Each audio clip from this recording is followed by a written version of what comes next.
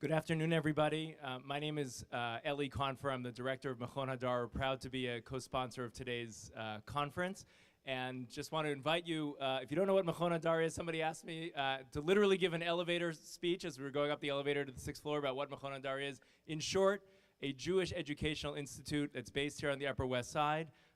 Tremendous opportunities to study in depth, and if you're bored, not in this session, but in another session perhaps, you can Google the word Hadar, and it's all there on the internet. But we invite you all to come learn with us more. I'm honored to be here on this panel about denominational liturgy this morning, and this afternoon, and just want to start off with a little bit of framing about what we might be speaking about here today. The first comes from Abraham Joshua Heschel, and this may be quoted in other sessions today, but Heschel writes the following.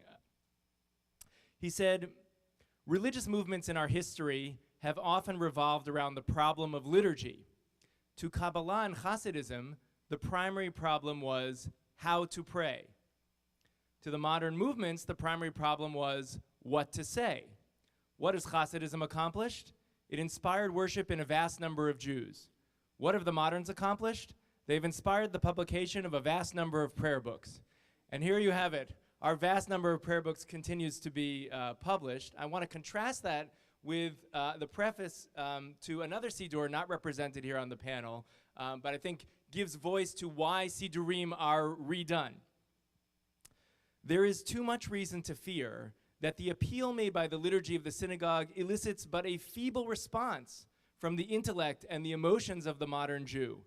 The aspect of our places of worship on Sabbath mornings tends to show that the service lacks those vital elements which are needed in order to ensure its sway over the mind and the heart. Even of those who regularly attend the synagogue, many go away unimpressed without having experienced one prayerful feeling. It is in the hope of aiding to avert such a danger that the services for which the present prayer book is compiled have been initiated." This is the preface to a prayer book that was published in America in 1890.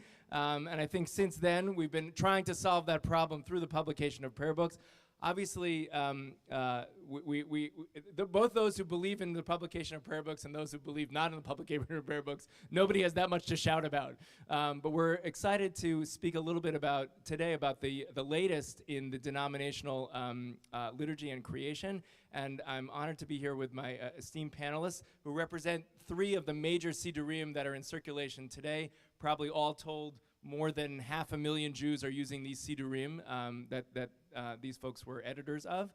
And I'm going to ask each of them, their bios are in the pamphlet. I just want to note that in a typographical mistake, Rabbi Spicehandler's bio was not printed, but you should know that she was intimately involved in the editing of the Reconstructionist Siddur and is currently serving as a visiting rabbi at Germantown Jewish Center and has had a number of other rabbinical activities in her career. And for our other panelists, I invite you to look at the brochure. I'm going to invite each panelist to speak briefly about, number one, the process of the writing of the Siddur, and number two, what is the distinctive feature that they're proud of about the Siddur? What is unique about the Siddur that you would want to give in your own elevator pitch?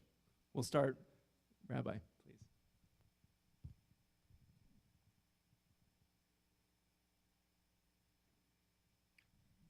I recommend to you the article, What Congregants Want, because that represents a study that was done by Dan Schechter of blessed memory and myself in preparation for the creation of what became Mishkan Tefillah. The first question is, how do you know it's time for a new Siddur? If you go back to the 60s, some of you will remember the Mimeo and the Ditto machine. When you went into services every Friday and every Saturday morning and you saw a new service, you knew that the Union Prayer Book was dated.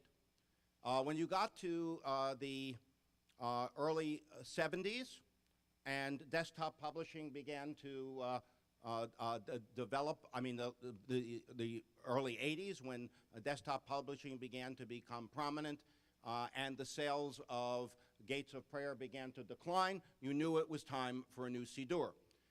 Gates of Prayer was written at a time when the movement was deeply divided, And the way to solve that division was to create an anthology of what we thought were the theologies that rabbis agreed to, and that would create great worship. One of the things we discovered is that congregants didn't get it, and when congregants came to services, if we were using the mystical service and they were the social action people, they felt themselves left out. So one of the great innovations in the creation of Mishkan Tefillah was to actually go out to congregants and do a major study to find out what congregants wanted. And the study deals with not only with liturgy, but it deals with the whole question of worship. And I think we, at some point, ought to talk about the difference between worship, liturgy, and prayer, because they are not the same. The great innovation of Mishkan Tefillah is the two-page spread. This was an innovation of the brilliant editor, Rabbi Elie Frischman, who said each person needs to be able to find themselves on the page of the Siddur. So if you're a Matbeya Tefillah person, go to the right-hand side of the page. If the Matbeya Tefillah is not working for you, or if you've already memorized it and you're looking for something else, go to the left-hand side of the page. On the other hand, if you're more interested in spiritual notes or notes about the history, go to the bottom of the page. And that was, in my view, one of the great genius inventions or innovations of Rabbi Frischman.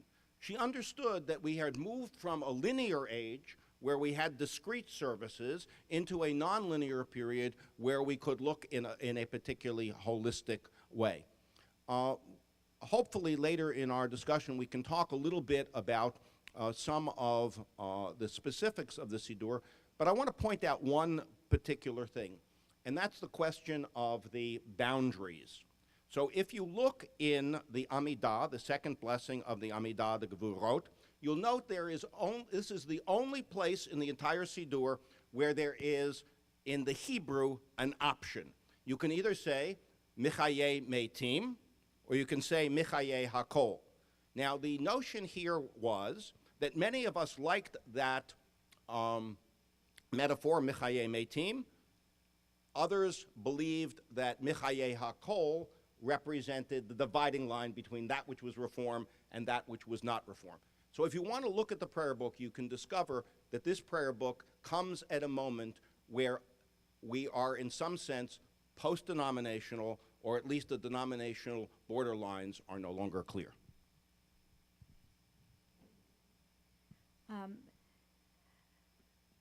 So I was very much involved with the whole series of Reconstructionist prayer books that we started to redo, I guess is maybe the word, beginning in 1989 with Kabbalat Shabbat and going all the way through to the Machzor.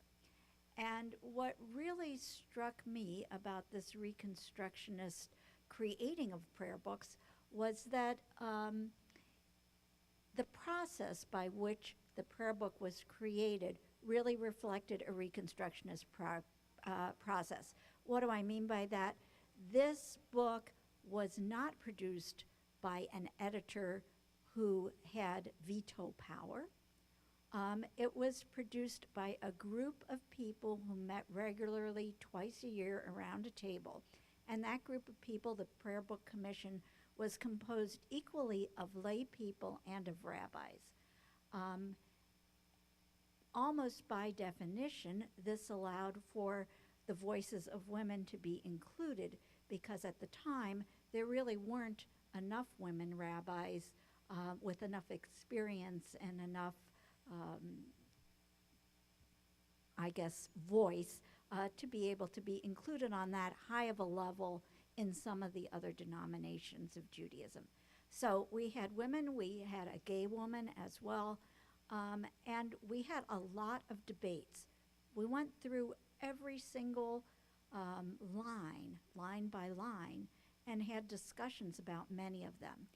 Some of the really plus sides of this were that we also got some practical ideas of what worked and didn't work within a service, not for rabbis who are not always, but often comparatively speaking, better trained in liturgy, And so, but also to people who were serious, knowledgeable Jews, but maybe didn't have the depth of learning that the rabbis did.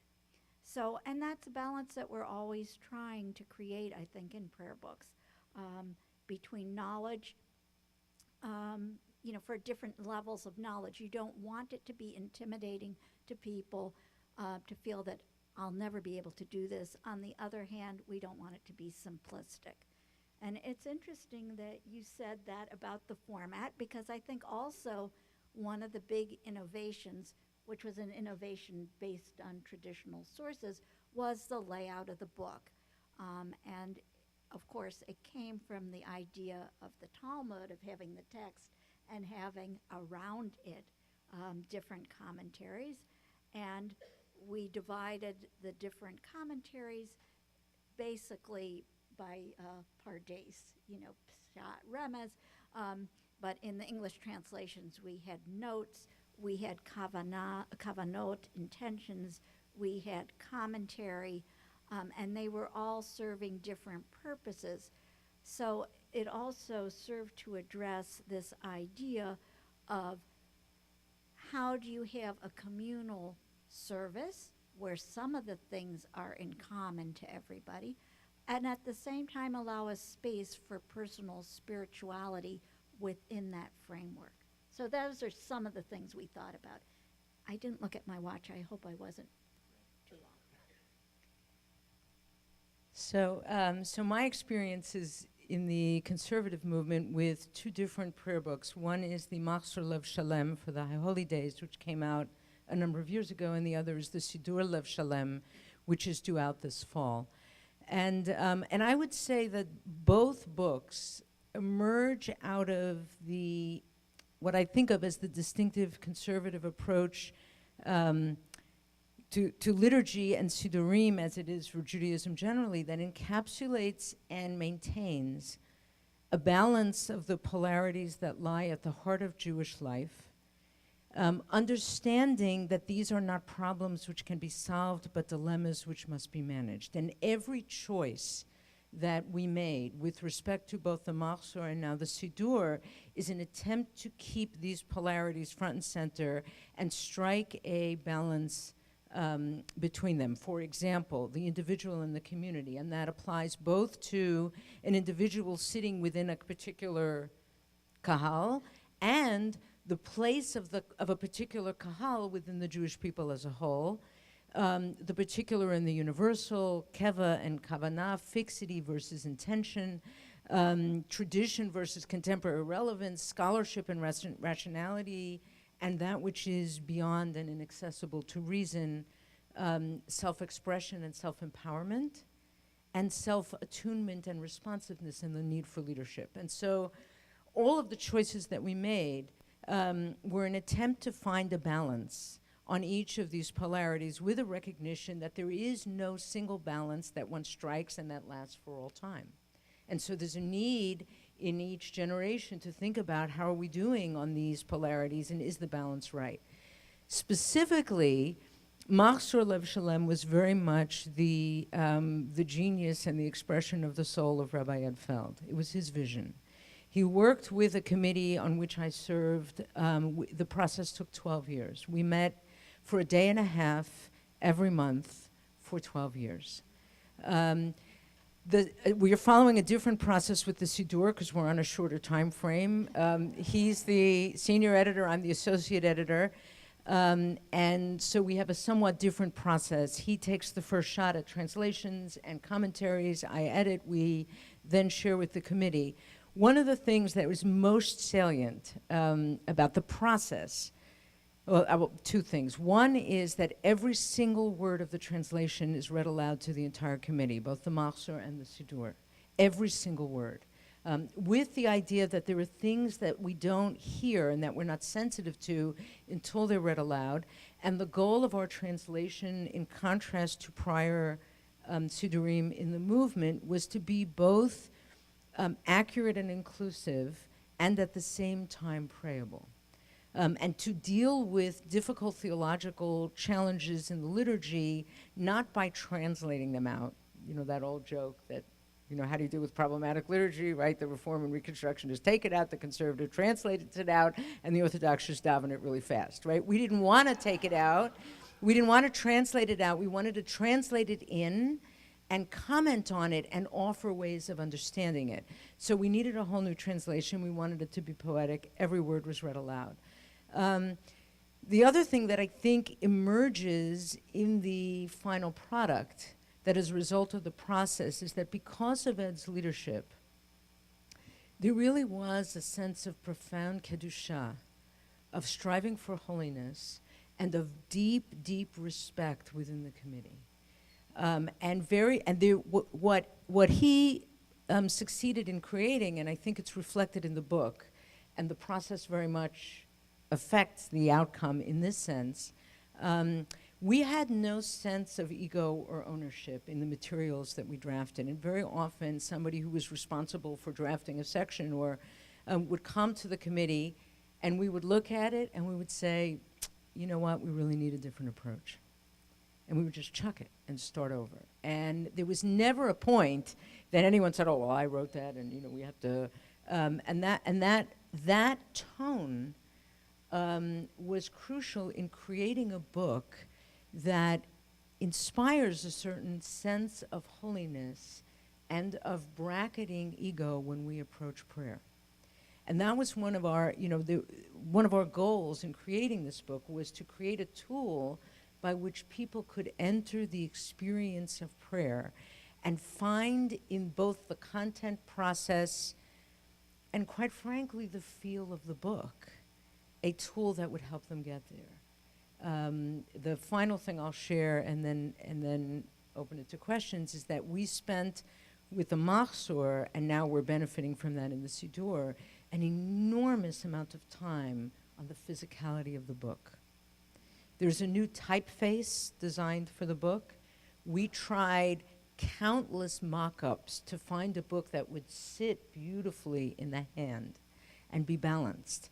Recognize that people are holding it for a long time. And our designer, Scott Martin Kosofsky, who is brilliant, came up with a product that, for the Machzor, I was floored by the number of people in an electronic generation who commented on how much they love the look and feel of the book. It was very heartening. Thank you.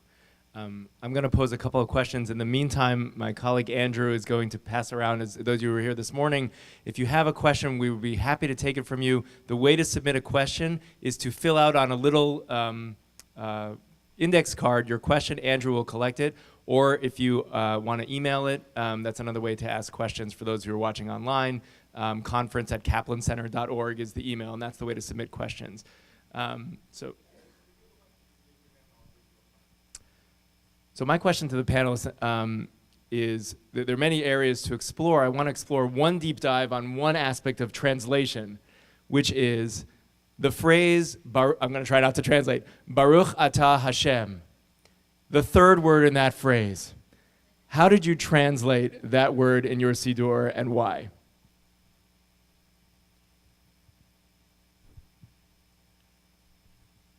There was a very vigorous debate about what to do.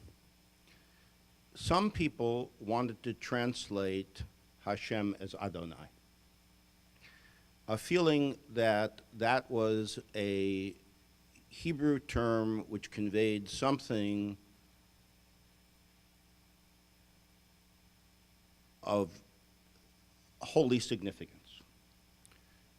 There were others of us who were concerned that its masculinity was so clear to anyone with a Hebrew background that we preferred the word eternal, and so that was the ongoing debate, and I think we finally settled on eternal, if I remember correctly. It's been a few years, and I just read the Hebrew.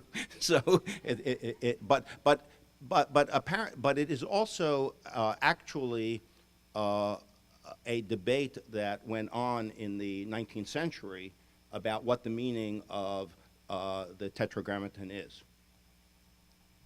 And we also struggled with this question, and since you've mentioned your editors-in-chief, I mean, I would be remiss in not mentioning David Teutsch, Dr. Rabbi David Teutsch, who was the chair of the Prayer Book Commission and guided us through, because as you can imagine, if it was only debate, as we also read through every word, you would not see a physical book here. So we did have a guiding force. We also had some remarkable people working on the prayer book. One of those people was my teacher, Art Green, and of course Art Green was very much into Chassidut. And there are Sidurim that have the initials Yud He Vav He, and then they have above it, or I believe it's above it, maybe below, maybe in the middle, different attributes of God. So we wanted to see if we could translate that. And in the original Friday night Kabbalat Shabbat, which we sent out to be sort of pre-tested, we did have that system, but it was too much for people. So when we came to doing the actual series of prayer books, we did try to pick a lot of different attributes of God. The eternal, the creator, I don't know, the one that we voted out for what we called the ha-ha factor was awesome, because it was at the stage where like, oh, God is awesome, you know. So we didn't do that one. We do have God the architect, which probably was not the best choice. And the thinking is now with people that I have discussed this with is that the idea of having many attributes is a good idea, but they should be limited because it got too confusing in actual use to have the multitude. I think it was Jikatila maybe who had 100 names of God or 500 names, or, you know, and we were getting too much in that direction. So there needs to be a bit of a correction. We felt that there was a very small number of words that could not be faithfully translated. And the name of God is one. That in any translation that we would have chosen would have done violence to what that Yud He Vav He actually represents. And so what we did was we left it as Adonai, but in small caps, so that it would be distinguished as something that was effectively a transliteration, not a translation, which takes it out of the problem to some extent, unless we're going to change the Hebrew as well, that this is a masculine, and we really wanted to de-emphasize that sense that it literally means my Lord, and emphasize that this is simply the way we pronounce God's name. And it doesn't have a specific gendered meaning, and we all want to say it together, whether we're praying in Hebrew or English, and so we kept it effectively as a transliteration. We did that in a couple of other places with other words, and we put notes explaining why. Thank you. I think one of the experiences I have of reading these Sidurim all together is some sense of surprise, having some sense of the overall editorial approach. There are nevertheless surprises in each of the Sidurim. One example that I was surprised by is just in looking at Mishkan Tefillah is that restored into Havdalah is the phrase Ben Yisrael La'amim, God who separates us between, who separates Israel and the nations. And I actually emailed Elise Frischman about that, and she wrote me back and she said, the phrase was reinstated because we recognize that particularism is not necessarily exclusive. One needs to know oneself well before one can appreciate difference. Now, I wouldn't have known that to be the stance of the committee, and only because of the modern day ability to write with the editor can you get that sense. But noticing Ben Yisrael Amim and also Asher Bachar Banu, who chose us as part of the, I may be mistaken, but it seemed to me in all of the versions of the Torah service, that was the language that was preserved. Similarly, in the Reconstructionist Siddur, noting despite all of the attempts to change, to add, feminine and masculine heritage and also God language, that Anim Zmirot was printed in full with God's black flowing hair and God as a young warrior, and not mistranslated in any way.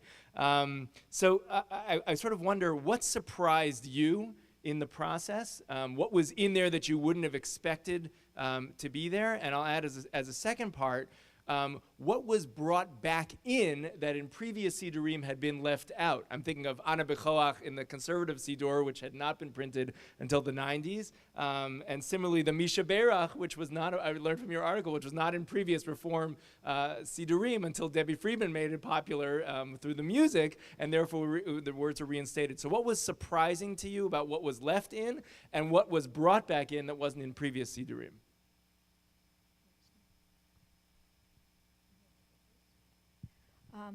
Actually, I'll start with Anim Zmirot because it's an interesting story. What happened with Anim Zmirot, it wasn't supposed to be in. It was not planned to be in. Our translator was, or is, Joel Rosenberg, who's also at this conference.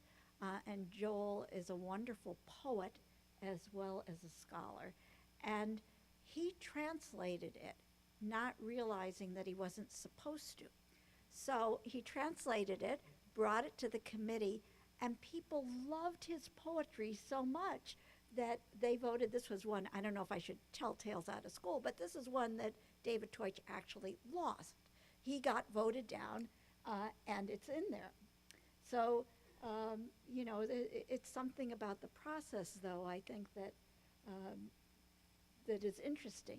One of the things that is back in the Reconstructionist prayer book that Mordechai Kaplan took out is Aleinu, the traditional part of the Aleinu, the traditional central part. And it is one of the things that I have as a handout. You can see what we did. We put the traditional one below the line. The main text is above the line, and some of the commentaries are below the line. And the feeling was that at this point, we really didn't want to exclude people who felt that that was the way that the Amidah should be recited. And so there are three options.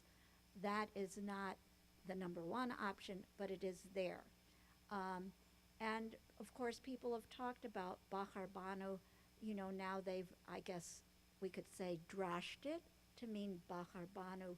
We have been chosen to do it in this way. Other people are chosen to do it in that way. So there are some people think it's okay to say Bachar Banu. And there's another place with the Ve'ahavta, the second paragraph. Again, there were people who were uncomfortable with the traditional second one, and so we made 1 and 2, so you could choose when you're reading it to yourself.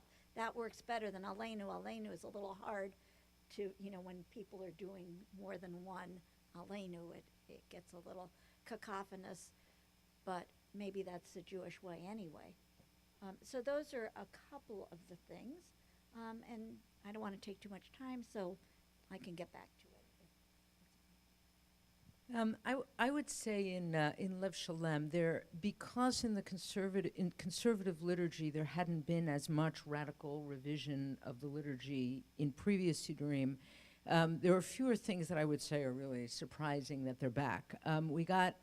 We did put back just the phrase Ishei Yisrael in the Ritzei paragraph of the Amidah, the reference to the fires.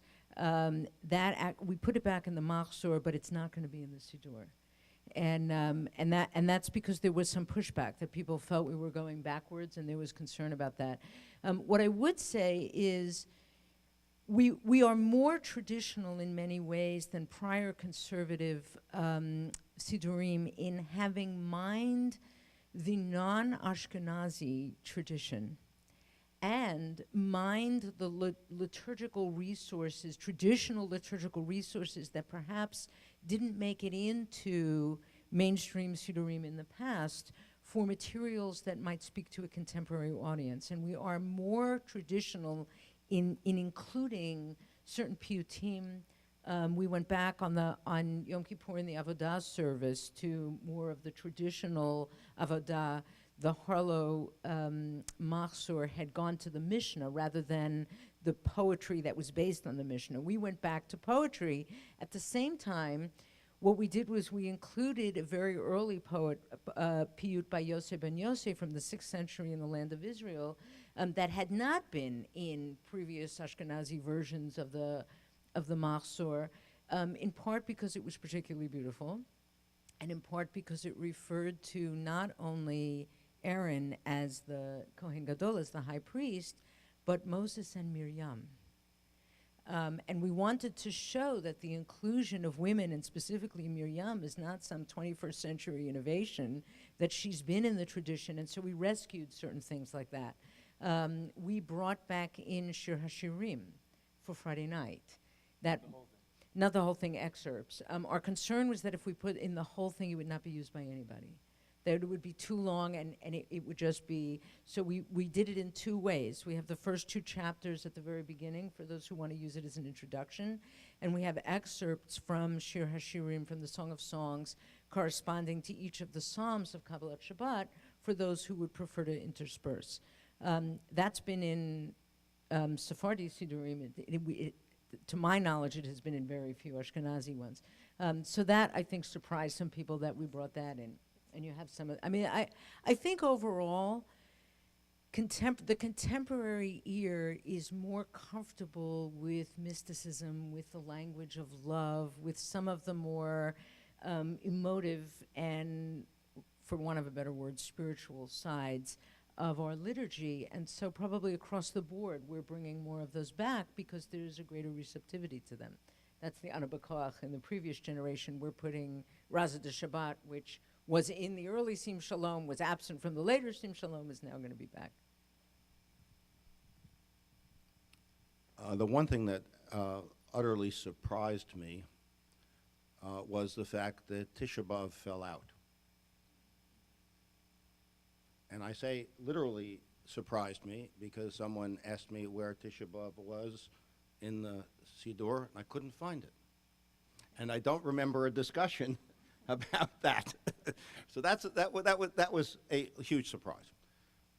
Another surprise, and a very positive surprise, is the tekes for Yom HaAtzmaut, which uses the Israeli Declaration of Independence as sacred text and is the kindling of a menorah as a symbol of Jewish sovereignty.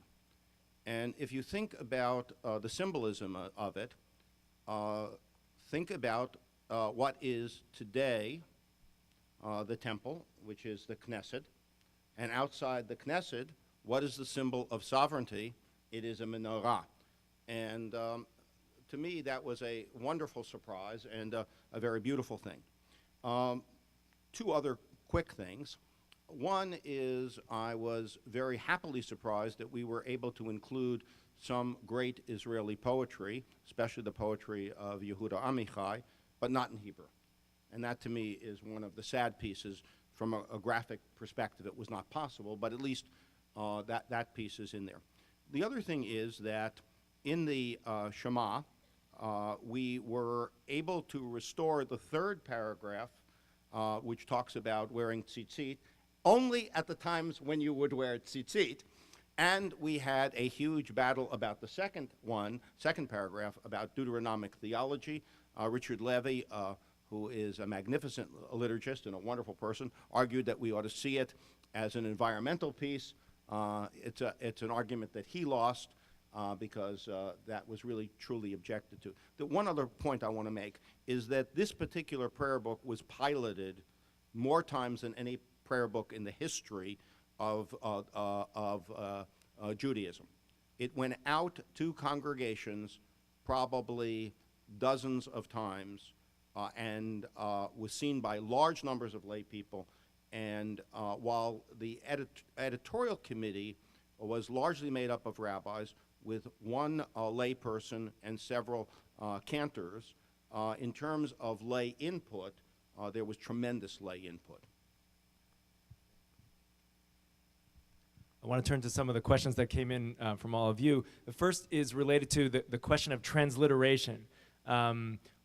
what was your policy on transliteration? And I'll sort of expand that question to say, compare it to another siddur that's not represented here today, which is the Art Scroll interlinear translation, which I think functions in the way that I've seen it used outside of an Orthodox synagogue, essentially as an educational siddur.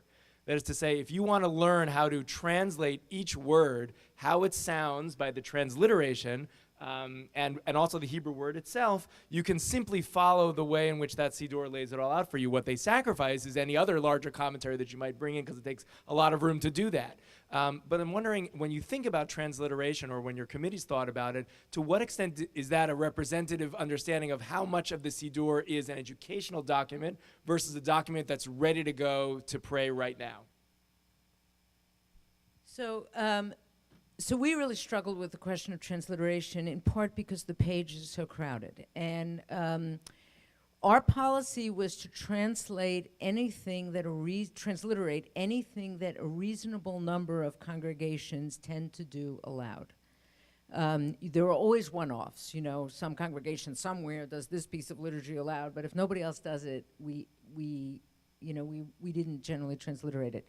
And the reason, given that, there were occasionally times when we had to compromise, because we were balancing having the transliteration on the page with having pages that broke at appropriate times and that had the right amount of liturgy on the page, and that made sense from the perspective of the person praying the Hebrew, from the not having so many turns of pages that the liturgy just became kind of nonsense, and wanting to have commentary on the page. And there are certain times when the commentary yielded to transliteration. There are other times when the transliteration yielded to the commentary.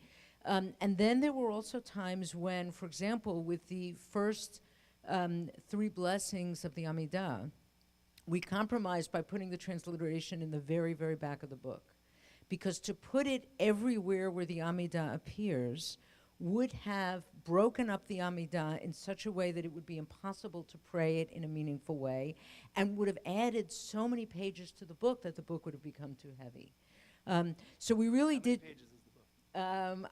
I think, I don't know what it's going to be. I think we're aiming for 800 or under, but it will be lighter and small. I mean, the paper technology has changed in such a way that the Mahzor, for example, is lighter and easier than the previous book, even though it's actually a little longer.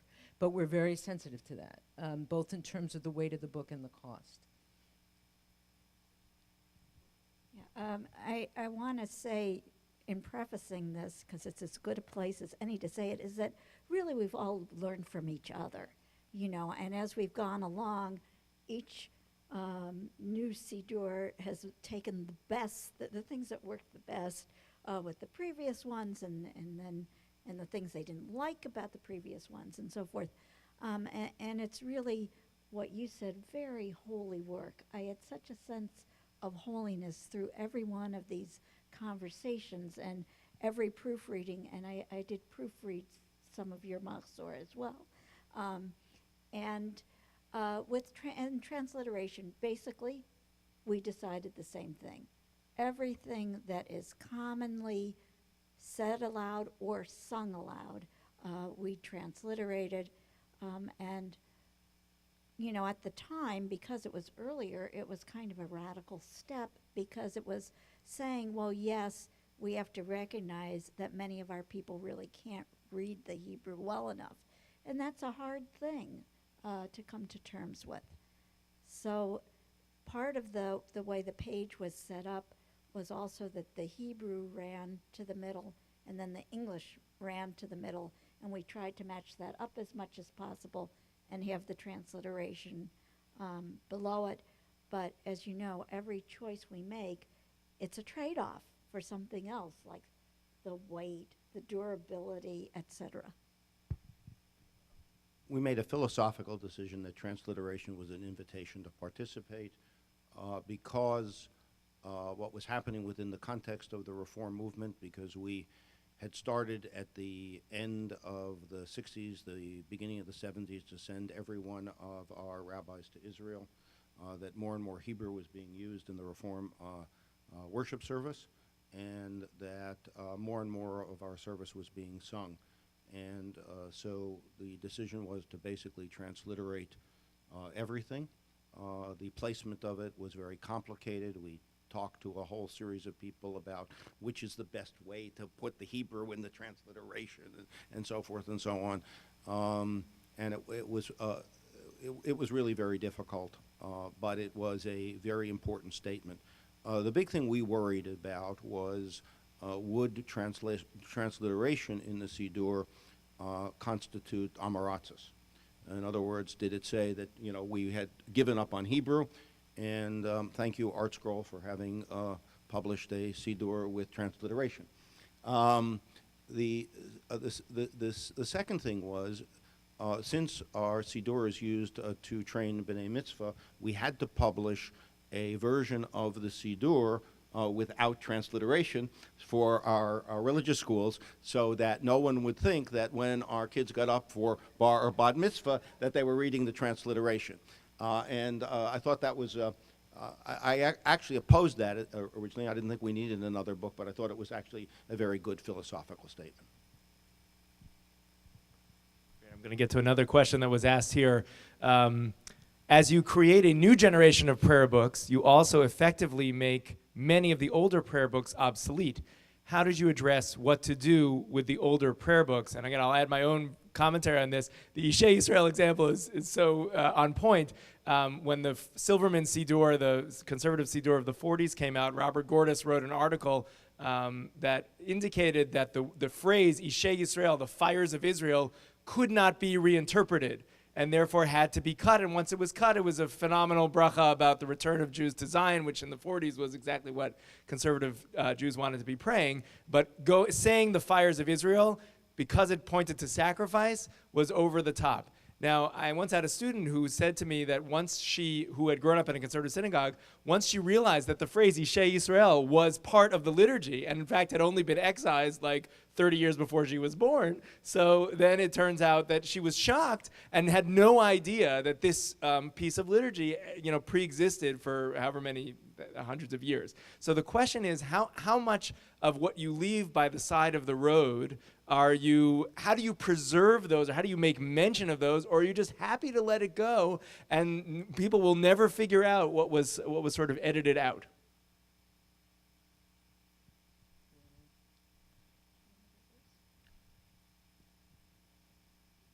I think one of the great difficulties when you decide to change a movement Siddur is you lose a piece of history, and you lose a group of worshiping congregants who are attached to that Siddur. In some cases, for example, some of you know there's now the Society for Classical Reform Judaism, which took the Old Union Prayer Book, and several congregations in the country, and I don't know how many are now using that. There are congregations which use a series of our prayer books. So like once a month they might have the Old Union Prayer Book or Gates of Prayer. I think it's inevitable if you change Siddurim. I think what we have an opportunity to do today, which we probably should have done a long time ago, is to preserve the notes, to put them in the archives, to allow scholars to be able to research this. I took maybe 10 huge boxes and turned them over to the American Jewish Archives, which had all kinds of notes. The CCAR has turned over its notes. Hopefully others who were part of the process will turn over those notes. Every worship diary that was created has been turned over to the archive. So there will be an opportunity. There'll be an opportunity for study. I think, though, the basic function of a Siddur is to facilitate worship, hopefully facilitate prayer, and also be an opportunity for learning. But it can't be an opportunity for learning everything. We did actually write notes and commentary that pointed out every place where a big change had been made.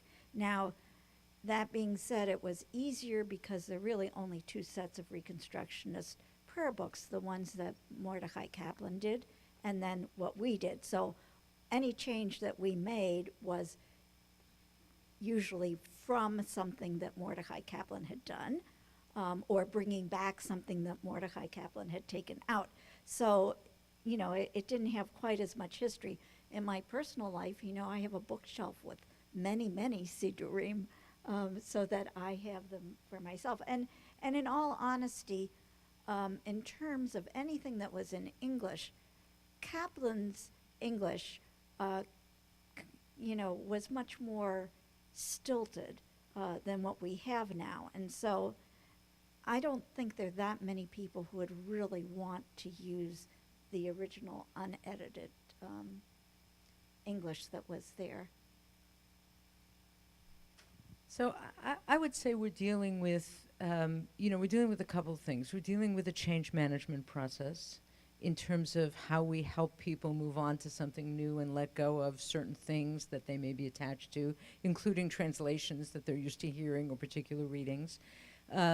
We're dealing with, in some ways, a similar process that in compiling the Talmud. Why is the minority opinion recorded? Right? Why do we hold things that we're not necessarily following? Because a later court may be persuaded by that reading and may come to a different conclusion. And in the same way that we are mining the liturgical, the broad liturgical history that we have and bringing things back into the Siddur, there may be things that we are omitting from prior Siddurim, which another generation may want to bring back. So you don't throw out the old books, right? I mean, they remain in the library. There are certain times where we also put a note that we were changing something, or something that we wanted to change, but we feel the time isn't quite right, so we're putting it in brackets. We're keeping it as an option with a note as to why. But there were certain times where our hope, in a sense, is that people will look back at certain things that we've done and will simply take for granted that they're part of the liturgy and not know that they came from this book, that they were introduced at this time or removed at this time, and that we are really looking to influence the way that we think about Judaism in the language of our prayers. And we hope that we are affecting change, and that over time people will just think it was always there or it was never there. And that's a good thing for certain things. I'll add from my own experience the imahot, adding the imahot, which is something that happened even in my own lifetime and all of our lifetimes, is now so standard that if I teach the Amidah with the traditional text, that is to say the text that was in the Amidah up until the 1990s, or I guess maybe in some places slightly earlier, 1971, then it's as if I'm, I don't know, being heretical in some ways, even though it's really a relatively recent innovation. And that, I think, is exactly an illustration of what, Jan, you're saying, is that people don't even realize that there's a version of the Amidah without imahot. That's where we've arrived. Now, I wanted to turn, before we get back to a couple more of your questions, to the question of denominational Sidurim in general. I would say that, and you can correct me if I'm wrong, but my sense of the development of the denominational Sidurim, this is probably more true with Reform and Conservative than Reconstructionist, is that there were sort of a disparate number of Sidurim that were out there in use, and then they sort of combined into a movement-approved version of the Siddur that then led on to the revision of that movement-approved but movement-wide version of the Siddur. Now we're entering into an age in which publishing has, just in the last 10, 15 years, has exploded, and the ability for me to produce my own Siddur has never been easier, and Aaron Varady is also part of this conference, the Open Siddur Project, all the ways in which anybody can just go out and make their own Siddur. This is coupled with the fact that I would say two other trends. One is the independent minyanim, to the extent that there any commentary on the state of denominational prayer, are essentially almost all using traditional Sidurim, meaning they're not writing their own liturgy by and large, but they're taking traditional Sidurim, for lack of a better term, Orthodox Sidurim, and using them there. So there's not liturgy that's being generated from that pocket by and large, and excluding some pockets. And also the idea that denominations themselves may not be speaking to a generation who's coming into the synagogue or who might come into the synagogue. My question is this a moment in which we've seen the end of the endless production of denominational sidurim? And if it's not the end, why is it not? So I've been thinking about this a lot. And there are a couple of reasons why I think it's not the end, or I hope it's not the end, that it shouldn't be. For one thing, denominations have resources, and I don't mean just financial resources, I mean intellectual resources and a depth of bench that, pun intended, that individual communities lack. And I think what you're hearing about the collective processes that each of the movements went through in committees is really important. And a single congregation doesn't have the breadth of experience and the depth of the knowledge and resources to come up with a siddur that will speak with as authentic and broad a voice as a movement can. I think there is a value in bringing together the resources of a movement to produce a book like this.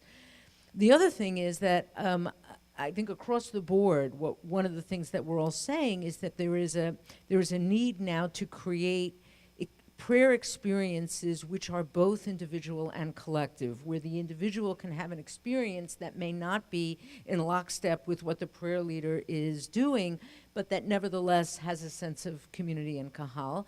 And that's true at the next level up, right? That an individual community is part of something bigger. I had a conversation with someone in the renewal world about a community that is producing their own prayer book, and they said, well, in certain Christian traditions, there's a new prayer book for every service.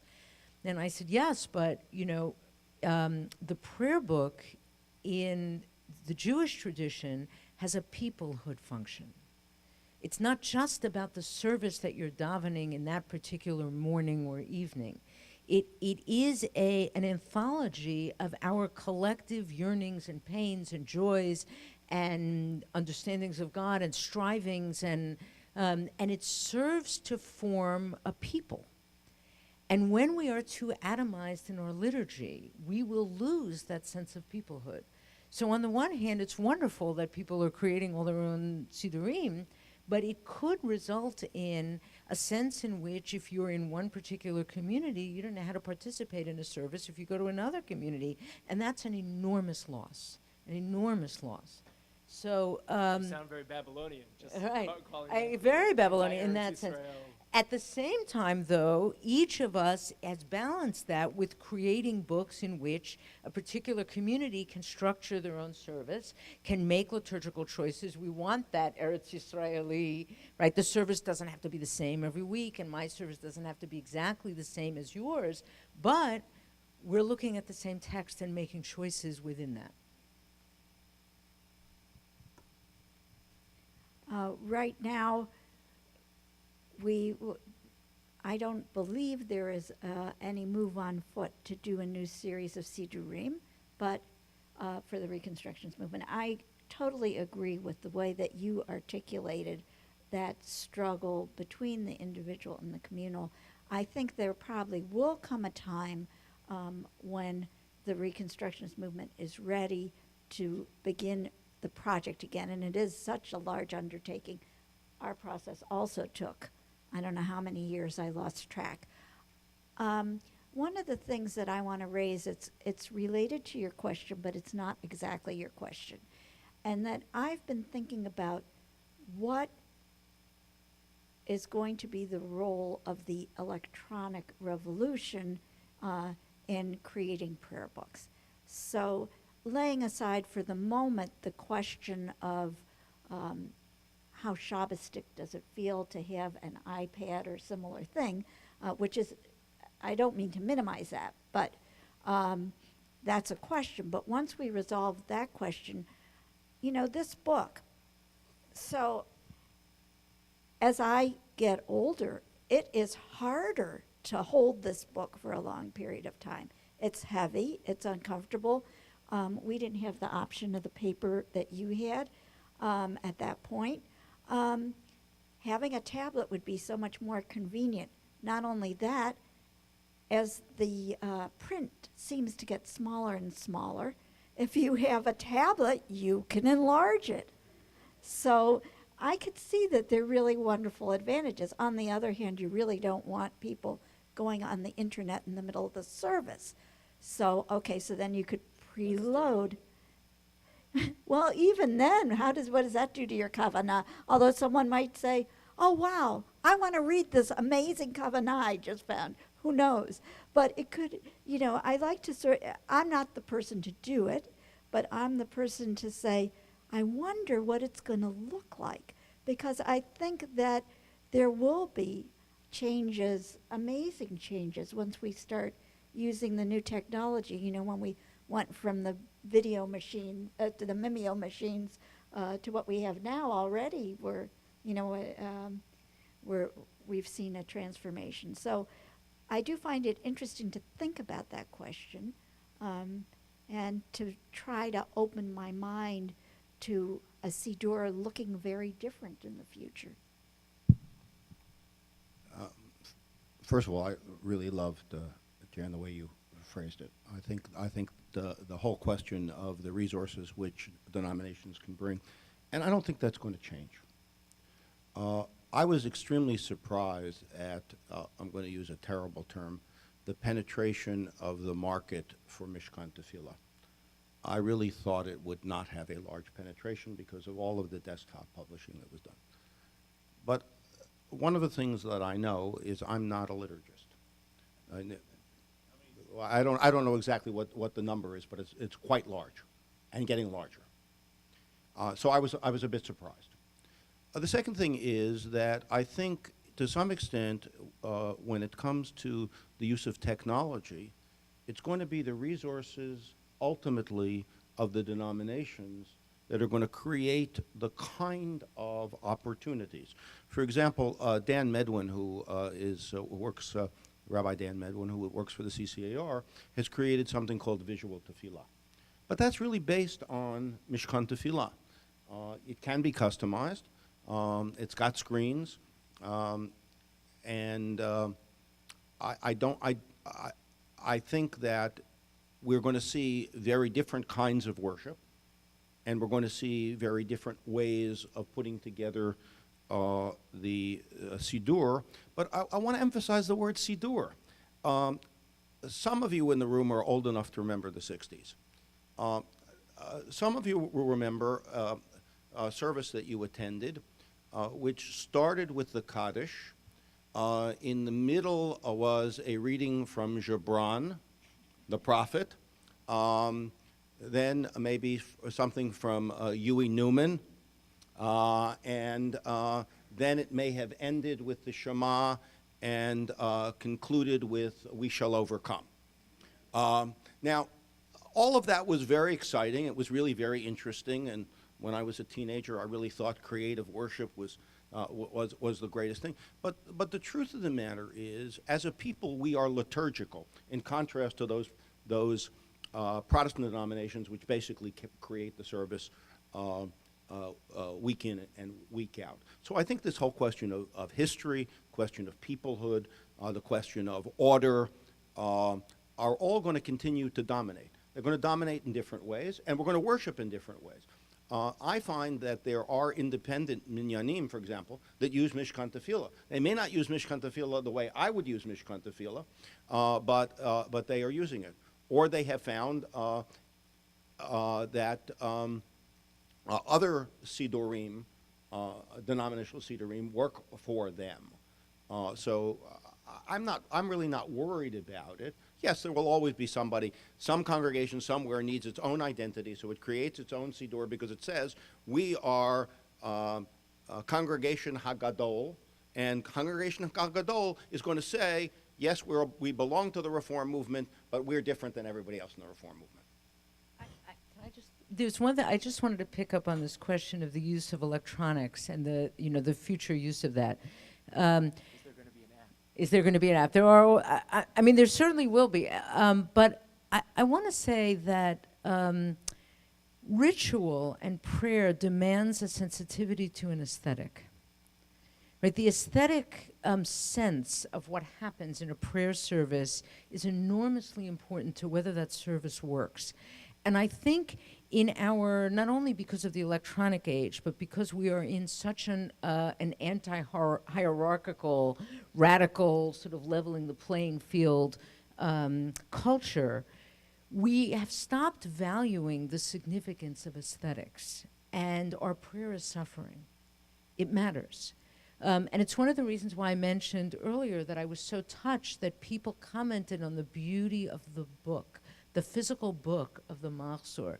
A loose leaf is not appropriate for prayer. It's not the same as a beautifully bound and printed book. And a tablet also lacks that certain aesthetic. It opens up certain opportunities, but it lacks that aesthetic, and the aesthetic matters. If you go, I don't want to make a plug for the seminary, but we have this fabulous collection of rare books and manuscripts. And you look at some of these ancient Siddurim, and it does something to you. It is elevating in the same way that synagogue architecture matters, that the layout of the room matters, the book matters. And the triggers for the way our consciousness works matter. When you use a tablet, all of the triggers are for surfing. They're not for depth. When we enter prayer, we want to trigger ourselves for a depth encounter. And a tablet is never going to do that. So I see the value of bringing electronics, but there is a danger as well in the prayer experience of what that does when we allow that technology to supplant rather than supplement the book. Do you want to? I agree with everything that you said, except of course but I'm trying to open up my mind to the idea that young people today may view books very differently. And, I'm with you. I mean, I love going and seeing the rare books and the feel and that Mahzor is a beautiful book. That was the first thing I said when I picked it up, and that is important to me. But I'm not sure that it's what's going to be important to the next 2 generations. And so I'm willing to open my mind enough to kind of listen, like, what is it that's going to work for them? And it may be very different. And the other end of the spectrum is, I grew up with the Old Union prayer book, and there are parts of it that I really still speak to me. And when I was a student at RRC, I worked at a geriatric center. And there, when we got to Vahavta in English, it had to be, thou shalt love the Lord thy God with and I could do that because I had grown up with that. But that had enormous staying power. So it just says something about like that balance between moving forward and yet somehow appreciating what went before, which is a lot of what our enterprise is about. We can now have a moment where we each recite our own thee and thou section of the Siddur that we all love. Okay, which certainly happens for me with the Siddur I grew up with. And I'll also note that someone gave me a Hebrew school teacher, a sort of older Hebrew school teacher in my shul, gave me a gift when I was 10 of a pocket Siddur that was puffy from Israel. And I feel like the aesthetics of that puffy small Siddur and how it feels when you hold it, when you kiss it, is exactly like what comes to mind when I think about praying. I want to ask, since there apparently will be more Siddurim, I want to ask what is missing in the Siddurim that are now closed that a generation from now people will be sort of shaking their heads thinking, I can't believe they didn't think of that. I want to specifically highlight 2 areas.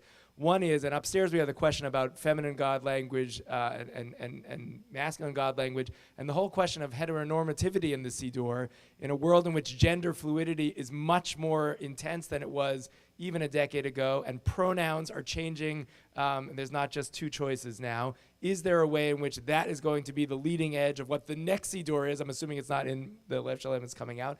And the other question relates to Israel and Zion. Are we going to be if you're already asking what young people want or what the market demands out there, is there going to be a pushback on the whether the sort of interpreted or actual Zionist approach of Sidurim, and that's the next thing that's on the chopping block.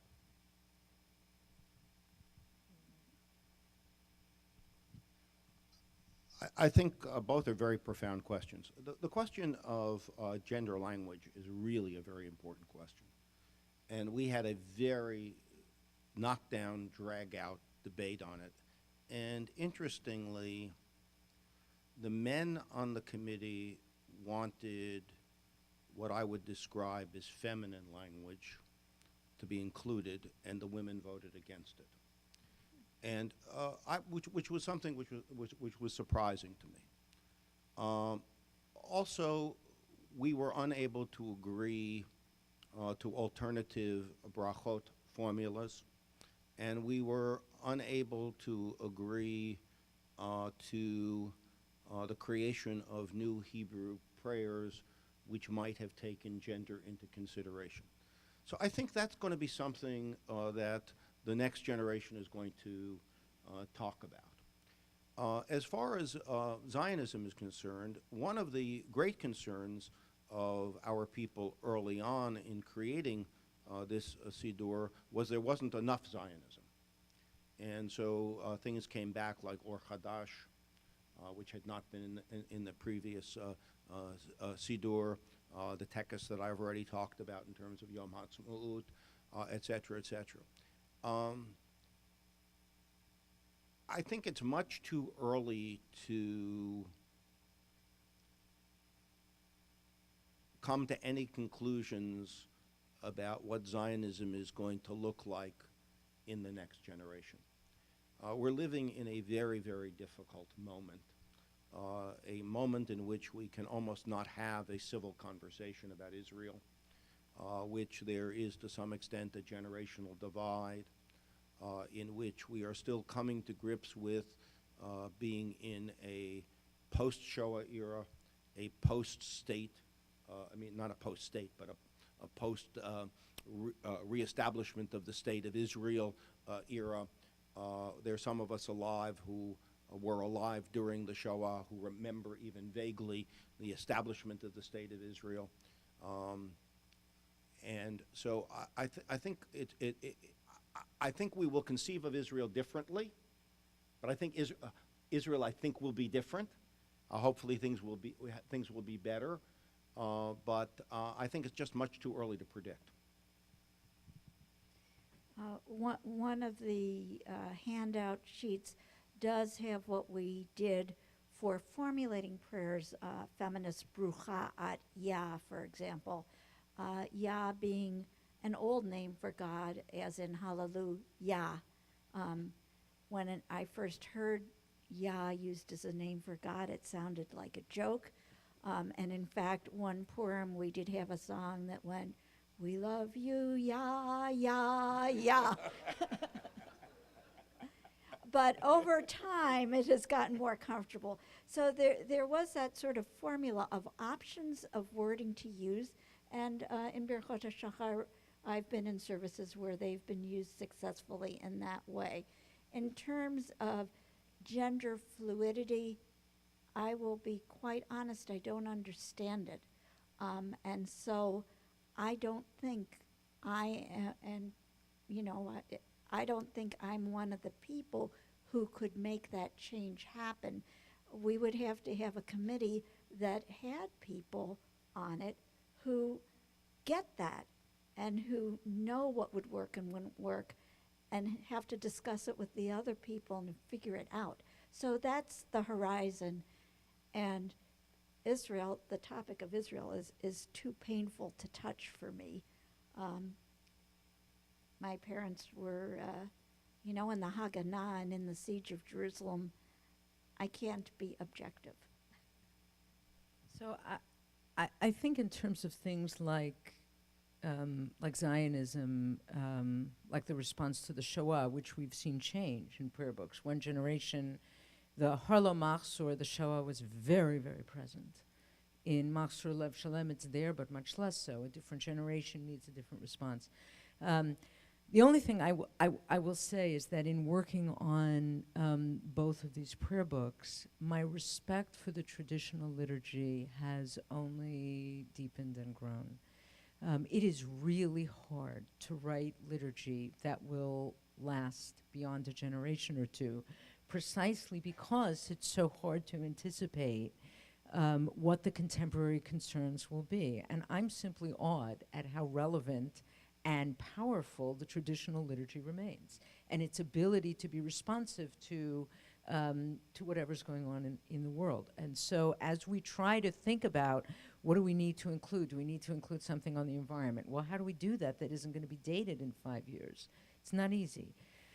In terms of issues like gender fluidity, I would include that in the broader category of being more inclusive of the variety of life experiences and configurations that we are seeing in our world. And gender and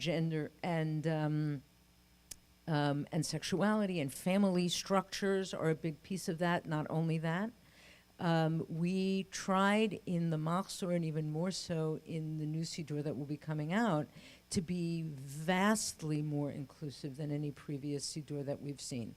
The single thing that we got comments on, positive comments, more than anything else in the entire Machzor, was the Yizkor meditation in memory of a parent who was hurtful.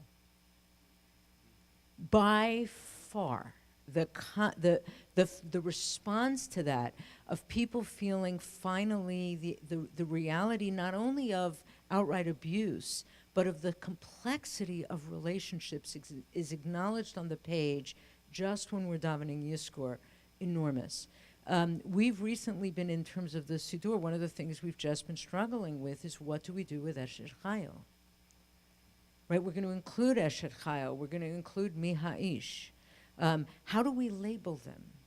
Do we include also other readings that aren't gender specific? And we are, so that on Friday night, a whole host of family configurations can address blessings to each other in an inclusive way that, while respecting the institution of marriage between a man and a woman, also includes the idea of an institution of marriage between two men and two women, and families that don't include marriage, right? Where there aren't necessarily two adults, or two adults are living without formal marriage, and while respecting, not necessarily privileging. It is very challenging.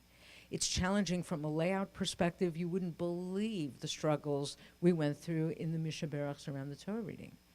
How do we be inclusive of the multiple range of families? Because in Hebrew, all the verbs are gendered, which means you could have a series of 4 options that whoever is offering a blessing is going to have to choose from.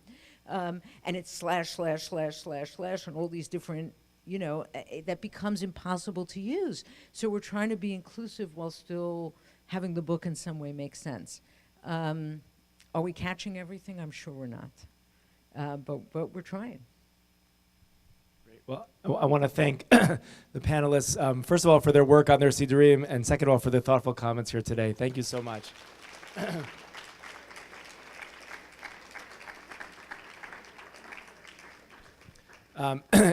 In case you didn't figure it out, we're 15 minutes behind on what the schedule is, but we are running on time, just 15 minutes after what it's printed. The next 3 options, my colleague Andrew is going to explain what is where.